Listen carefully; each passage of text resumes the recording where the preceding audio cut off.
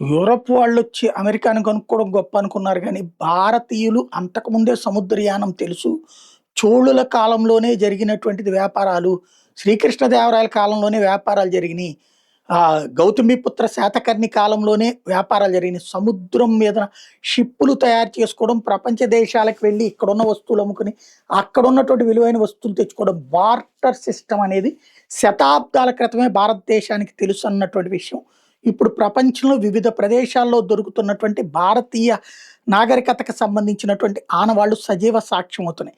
థాయిలాండ్‌లో ఆర్కియాలజిస్టులు తాజాగా 2 భారతీయ గోల్డ్ రింగ్స్‌ని స్వాధీనం చేసుకున్నారు. వీటిటి వెనకాల 2100 సంవత్సరాల క్రితం నాటివన్నటువంటి లెక్క కనబడుతోంది. అందులో బ్రహ్మీ లిపిలో రాయబడినటువంటి పదాలు ఉన్నాయన్నమాట. ఇది భారతదేశం ప్రపంచవ్యాప్తంగా వ్యాపారాలు చేసిందనడానికి సాక్ష్యం. అదే సందర్భంలో సౌత్ ఈస్ట్ ఏషియా ఏదైతే 2 మిలియన్ల సంవత్సరాల క్రితం నుంచి కూడా భారతదేశం కీలకమైన సంబంధాలతో ఉందనడానికి సజీవ సాక్ష్యం అన్నటువంటిది నిపుణులు చెప్పే మాట.